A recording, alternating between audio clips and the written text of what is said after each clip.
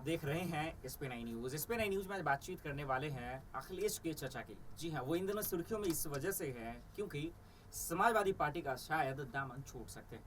उन्होंने ये इशारा और ये बहस का चर्चा इसलिए बना दिया क्योंकि सीएम योगी आदित्यनाथ और केशव प्रसाद मौर्य से उन्होंने मुलाकात कर ली। अखिलेश यादव ने तमाम अपने छोटे और बड़े दलों की बैठकें बुलाई, उसमें उनके चचा शामिल भी नहीं हुए। इसलिए अब सवाल ये उठ रहा है कि क्या हार के बाद समाजवादी पार्टी का जो गठबंधन है, अलायंस है, क्या पूरी तरह से टूट रहा है। दूसरा सवाल ये कि आखिर उनके चाचा ही उनका साथ क्यों नहीं दे रहे। और तीसरा जो सबसे आखिरी में जो सबसे बड़ा सवाल है वो ये कि क्या शिवपाल यादव बीजेपी का दामन थाम लेंगे। अगर ऐसा होगा तो यूपी की राजनीति में क्या फर्क पड़ेगा। इन्हीं तमाम सवालों पर चर्चा करेंगे। बेहद खास मेहमान मेरे साथ मौजूद हैं, शालिनी। बहुत बहुत स्वागत है आपका। सबसे पहले सवाल से ही शुरुआत करते हैं।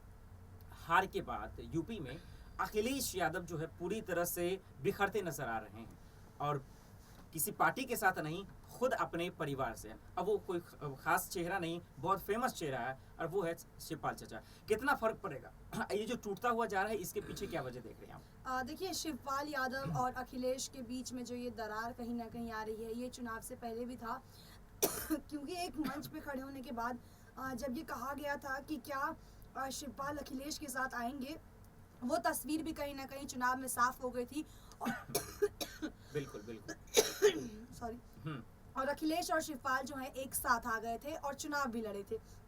वहीं अब अगर आपने बात की है परिवारवाद की कि किस तरीके से हमेशा अखिलेश को परिवार के साथ ही जो है वो धोखा कहीं ना कहीं मिलता है। हाल ही में अपर्णा यादव का हमने देखा कि किस तरीके से अपर्णा यादव ने भाजपा का दामन थाम लिया और अब जिस तरीके से शिवपाल यादव भाजपा से मुलाकात कर रहे हैं, इसमें कोई दो राहें नहीं है कि शिवपाल जो है वो भाजपा का दामन थाम सकते हैं। और अगर ऐसा होता है तो अखिलेश के लिए ये बहुत बड़ा झटका होगा क्योंकि अखिलेश के पार्टी में जो तमाम बड़े चेहरे थे वो कहीं ना कहीं भाजपा का दामन थाम रहे हैं।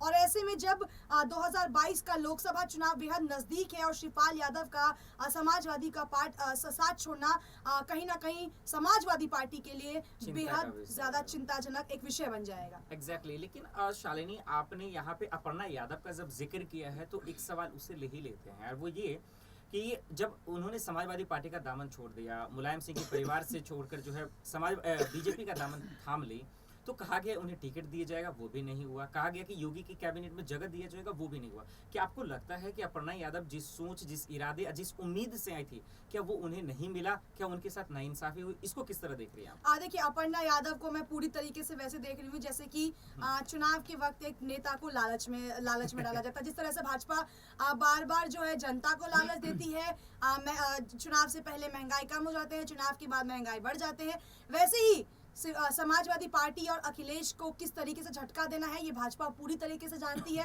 पहले अपर्णा यादव के नाम पर झटका दिया गया, अपर्णा यादव को वो लालच दिया गया कि हम आपको एमएलए की सीट देंगे या कैबिनेट में जगह देंगे। उस लालच से कहीं ना कहीं अपर्णा यादव ने जो है भाजपा का दामन थामा।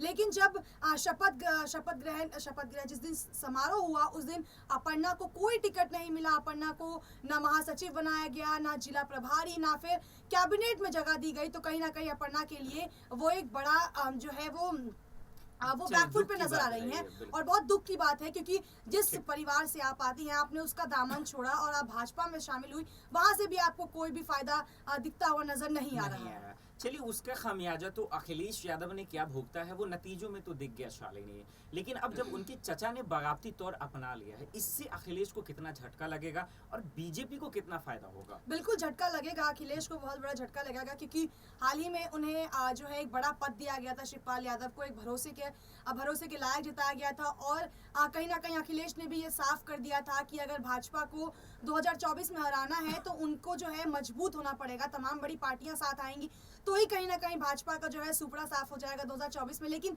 जिस तरीके से शिवपाल यादव इन दिनों एक बड़ा चेहरा बने हुए हैं, अगर वो भाजपा में शामिल होते हैं तो भाजपा के लिए जो राह है वो बेहद आसान हो जाएगी क्योंकि जब बड़ा चेहरा आपकी पार्टी में शामिल होता है तो आपके लिए हर चीज फायदेमंद साबित होती है और भाजपा के लिए भी आने वाले 24 का चुनाव जो है वो बेहद फायदेमंद साबित हो जाएगा। और यही प्लान की वजह से आज जो है केशव प्रसाद मौर्य और सीएम योगी आदित्यनाथ के सामने जो मुलाकात की खबरें हैं वो चर्चा का विषय भी बन गया। अब सिर्फ 2 सवाल और है शालिनी, जो मैं आपसे बारीकी से समझने की कोशिश करूंगा और दर्शक भी आपसे यही समझने की कोशिश करेंगे। शिवपाल यादव क्या वाकई में बीजेपी में शामिल हो जाएंगे? पहला। दूसरा ये कि अगर ऐसा करते हैं, तो वो आने वाले राजनीति के लिए क्या अपने पैर में कुल्हाड़ी मारते नजर आएंगे? क्योंकि हमेशा ऐसा कहा गया है कि जो परिवार छोड़कर दूसरे पार्टी में जाता है उसके लिए आने वाला राह और भी मुश्किलात का हो जाता है। क्या लगता है आपको कि अगर शिवपाल ये रास्ता अपनाते हैं, अगर बीजेपी में शामिल होते हैं, वो खुद के लिए परेशानियां बढ़ा लेंगे या फिर वाकई में वो एक ऐसी राजनीति को चुन लेंगे जहां उनको जो चाहते हैं वो मिल जाएगा? देखिए, आपने बहुत अच्छा सवाल किया है कि अगर वो भाजपा में शामिल होते हैं तो बिल्कुल बिल्कुल, इसमें कोई शक क्या नहीं। उन्हें फायदा होगा या नहीं? देखिए, फायदे की बात बाद में आती है, पहले बात आती है अपने पार्टी का दामन छोड़ना और दूसरी पार्टी का दामन पकड़ना। Exactly. जिस तरीके से शिवपाल यादव भाजपा के नेताओं से मिल रहे हैं, वो कहीं ना कहीं सवाल खड़ा होता है कि क्या भाजपा में वाकई शामिल होंगे।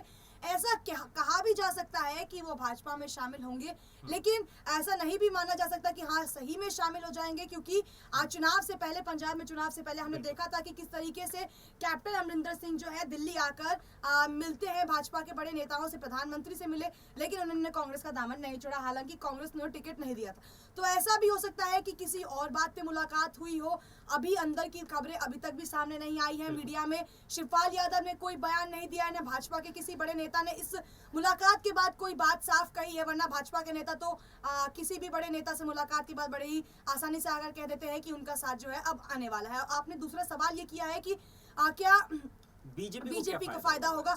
जी, फायदा होगा ये कि एक बड़े पार्टी से एक बड़ा चेहरा आ रहा है, उनके साथ तमाम चीज़ें जो जुड़ी हुई होती हैं, तमाम राजनीतिक पॉलिटिक्स अगर आप पढ़ें तो जो विचारधारा है वो कहीं ना कहीं समाजवादी पार्टी की अलग है और भाजपा की अलग है। तो एक ही पार्टी से बड़े बड़े नेताओं को अपने साथ मिलाना भाजपा के लिए बिल्कुल फायदेमंद साबित हो सकता है। आपने ये भी पूछा कि क्या उनके लिए, शिवपाल यादव के लिए फायदेमंद होगा या नहीं। नहीं कहा जा सकता उनके लिए फायदेमंद होगा या नहीं, क्योंकि ज्योतिरादित्य सिंधिया भी छोड़कर आए थे और आज वो एक मंत्री हैं, कैबिनेट में उनको जगह दी गई थी।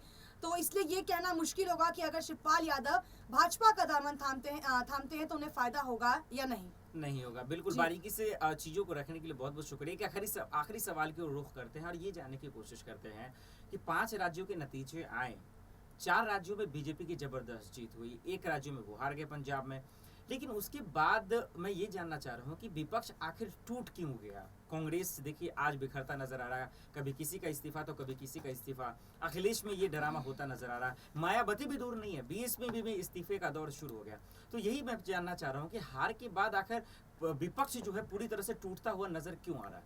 देखिए, भाजपा अभी जो है इस देश की सबसे बड़ी और यूं कह सकते हैं कि मजबूत पार्टी है, जिसने पूरी तरीके से क्लीन स्वीप कर लिया है 5 में से 4 राज्यों में। अगर किसान आंदोलन ना होता तो शायद भाजपा जो है वो पंजाब में भी आ जाती, लेकिन 4 राज्यों में एक बम्पर जीत के साथ भाजपा ने बाउंस बैक किया है।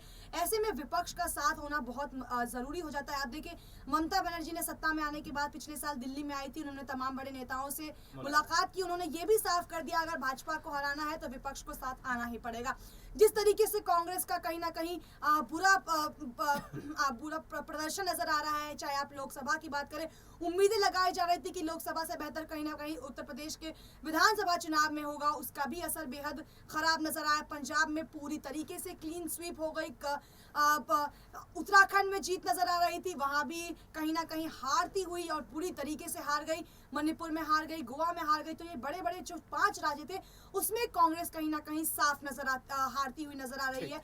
भाजपा के पास इन दिनों बहुत बड़े मुद्दे हैं, जिसके बाद भाजपा कहीं ना कहीं विपक्ष पर बड़ा निशाना साध रही है और ये देख रही है कि कौन सा नेता अपने ही पार्टी के खिलाफ बगावती सुर अपना रहा है और उससे भाजपा मिल रही है, उनको अपनी पार्टी में शामिल कर रही है और ये भाजपा के लिए कहीं ना कहीं एक बड़ा फायदेमंद साबित होता हुआ नजर आ रहा है। अगर 2024 में भाजपा को सत्ता से बेदखल करना है तो मेरा मानना है कि सभी विपक्षी पार्टी को साथ आना बेहद जरूरी है और इसकी शुरुआत जो है अभी से हो जानी चाहिए, क्योंकि जिस तरीके से 22 के चुनाव में बड़ी बड़ी पार्टियों को धक्का लगा है वो 24 में ना लगे, इसके लिए उनका मजबूत रहना, उनका साथ आना बहुत जरूरी हो जाता है। चलिए, बिल्कुल इसमें कोई शक नहीं है। तो शालिनी से बात करने के बाद जो हमारा सवाल था उसके जवाब को तलाशने के बाद यही समझ में आया कि आज कमजोर इसलिए टूट गया है क्योंकि वो कमजोरी को कैसे मजबूत करे उनका आइडिया और प्लान उनके पास नहीं है। यही वजह है कि आज विपक्ष पूरी तरह से टूटता हुआ नजर आ रहा है। बहरहाल आज शिवपाल सिंह को लेकर जो सवाल थे उन पे भी हमने चर्चा किया। ये कहना मुश्किल है कि वो बीजेपी में ही जाएंगे या फिर जो है अपना रास्ता अलग अपनाएंगे। अब धीरे धीरे क्या अपडेट्स आती हैं वो आप तक तो पहुंचाते रहेंगे। बहुत बहुत शुक्रिया शालिनी हमारे साथ जुड़ने के लिए, इन तमाम सवालों का जवाब देने के लिए। फिलहाल की इतना ही, बाकी खबरों के लिए देखते रहें स्पेन आई न्यूज़।